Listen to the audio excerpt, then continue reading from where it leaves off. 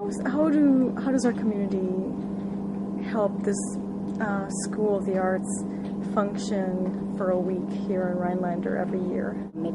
It's an arts program that has multiple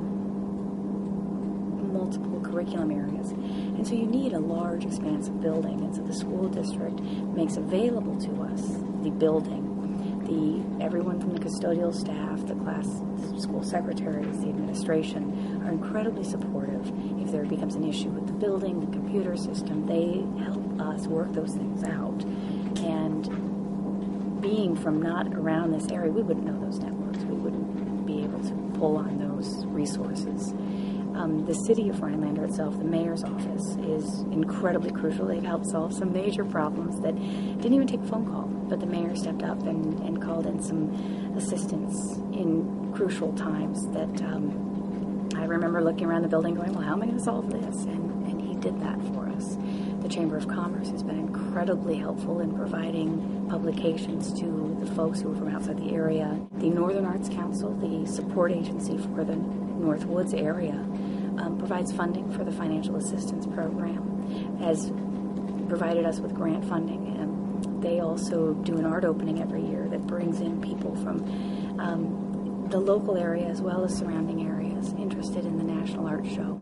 It's unique in that way, and it's importantly unique. It's something that not a lot of communities have those kind of resources. I'm an art conservator and an art historian, and we're teaching a class on fresco, introduction to how the authentic ancient technique of painting on plaster, just like done by Michelangelo in the Sistine Chapel in 1508, right here in Rhinelander at the School of the Arts. These are examples of frescoes. This is a reproduction of an ancient Roman fresco. This is a small-scale replica of Michelangelo's frescoes, showing the original layer, the scratch coat, and then the upper coat, the second coat, a fine line plaster with the watercolor over it. This is another one where you have the scratch coat and then another work of art inspired by Michelangelo as a demonstration for the students to better understand the potential, the problems, as well as the pleasures of fresco. Marie Abb. And what are you doing? Looking really good. I'm creating a fresco in wet plaster. And what will you do with it when you finish? Oh, frame it and put it in a very important place. We've learned how to frame them and mount them, and so I'll feel confident putting it up somewhere. My name's Lori Allard. I'm doing Van Gogh, Two Bubbles. Van Gogh. Isn't that beautiful? Wow. And will you be done by the end of the Yes. week? And it'll be hanging in your house somewhere? It'll be hanging, yes. I'm not sure where. I'm Louise Schutz, and I am teaching scrap metal jewelry, which is what we're doing right now, and also flower pounding. And today what we're making is a pendant where we have a rock enclosed in a wire basket. And then we're going to make a loop on the top and make it into a necklace. So everybody has their own special rock that they're using. I brought a lot of rocks from Lake Superior. Tomorrow we're going to be making pods that are filled with beads and make pendants out of those. And our last day we're going to be making some woven pins. We're weaving metal and birch bark and yarn. So we are getting ready to use a pastry tip and a bag to pipe some fruit out decoratively. We started with plate painting.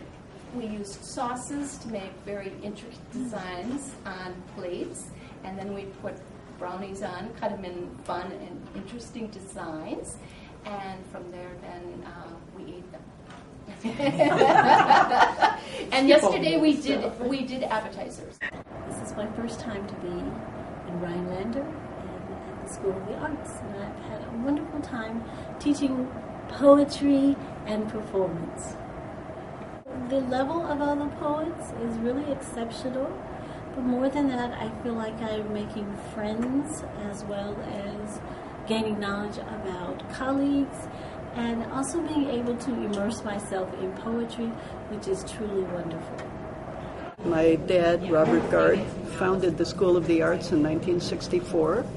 My relationship, besides just being a junkie and totally believing in everything that the School of the Arts stands for, when I was in high school, I wanted to write and couldn't afford classes here at the School of the Arts, and so my dad let me trade grunt work at the School of the Arts for being able to have tuition.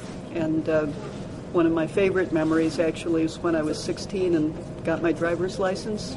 I was able to be the chauffeur for the writer-in-residence. One year it was Studs Terkel, one year it was Mark Connolly, who wrote Green Pastures, and a great memory is driving Mark Connolly to the airport on his last day, and the appliance store was broadcasting some dance music out on the streets of Rhinelander on Brown Street, and Mark Connolly said, "Stop the car."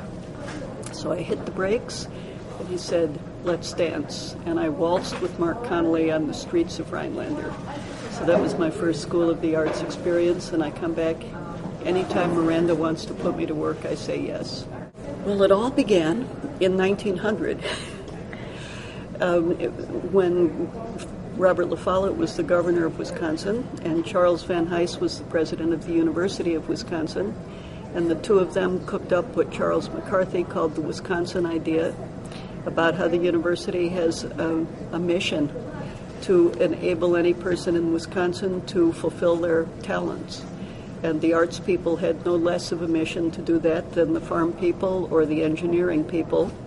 And so the School of the Arts was a direct outgrowth of my dad's interpretation of what the Wisconsin idea meant. He believed that everybody in Wisconsin, everybody in the world, has stories, books inside them just because of the value of their lives and their life experiences. And it really just needed people being given permission to write or paint or dance, and their creativity would take it from there. So the School of the Arts was conceived as a way to support anybody in Wisconsin who had a story to tell and just give them the tools and the permission to do it. And I think 50 years of history says that it's been borne out. Governor La Follette would be proud.